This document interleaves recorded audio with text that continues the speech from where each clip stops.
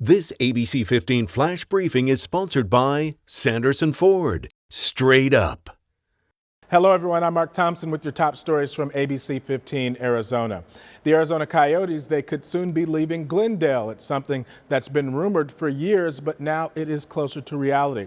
So here's what we know right now. The Coyotes, they are likely to play one final season at Gila River Arena. The reason? The city of Glendale decided not to renew its agreement with the pro hockey team. The team on a year-to-year lease right now since 2016. Both sides, they've been trying to negotiate for years, but now the city is severing ties. So what does this mean for the future of Gila River Arena? Business owners, they're optimistic that the nightlife, it will stay strong after the Coyotes move out, but there's no doubt that the team does help Westgate businesses. Had players come in, we've had coaches come in, we've also had just fans coming in too. The Coyotes game could make a Tuesday into a Saturday very quickly. But the city of Glendale cites an increased focus on larger, more impactful events.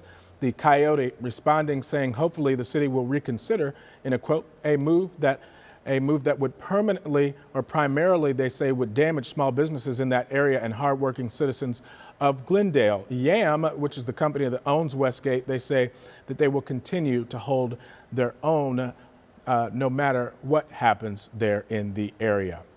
Now, with such an active monsoon this year, you need to look out for symptoms of valley fever, not just for you, but also for your pets. Valley fever, it comes from fungal spores that live in the dirt, and wind, it can kick up those spores and carry it into your dog's system. Dogs are more prone to valley fever since they are most likely to be sniffing and digging around in the dirt. Symptoms in pets include coughing, fever, and a lack of appetite. Now, if it goes untreated, it could have some long-term damage. The disease spreads more around their body. It can affect other organs like their bones and joints, which can cause limping. It can affect their skin, their eyes, and sometimes it can even cause seizures.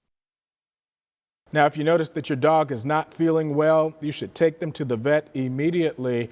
They will often need an antifungal treatment to get better. The best way to protect your pet from valley fever is to avoid taking them out for walks during dust storms. Well, looking for a job? This Tuesday, Mesa Police is hosting a job fair at the Salvation Army near 6th Street and Mesa Drive. There will be tons of different places looking to hire, including Mesa Police, Mesa Public Schools, the Army, the Air Force, and the Navy, as well as other businesses throughout the valley. That job fair, it runs from 9 until 2 on Tuesday. And new this morning, saving the Chiricahua leopard frogs from extinction. The Phoenix Zoo hard at work trying to protect them for the past 25 years. This is Arizona's only amphibious species that is currently being threatened. These frogs, they rely on water to survive, so of course they've been struggling during the drought. Thankfully, all of the rain that we have gotten recently, it has been helpful in preserving the population. But Chiricahua leopard frogs, they also have to face invasive species and disease. The Phoenix Zoo, along with the Game and Fish Department, U.S. Fish and Wildlife Service, and the Forest Service have been trying to protect them since 1995. The zoo takes in frogs to breed them and also raises eggs from the wild to protect them from the danger as they grow.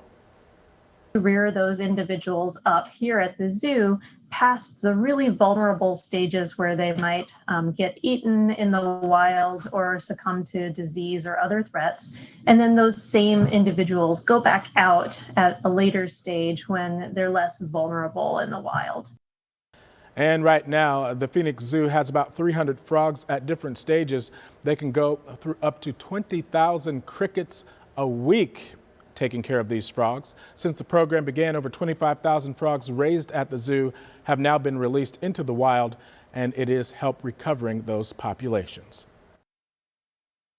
I'm Nohelani Graff with your most accurate forecast. We're getting a little warmer on this Sunday. We'll be in the 80s through much of the morning and mid-morning hours. Then at noon, we're at 96 degrees. Triple digits show up by 1, 2 o'clock, and we'll peak today at 103. Our cool down will be gradual tonight, too. 97 still at 8 o'clock tonight.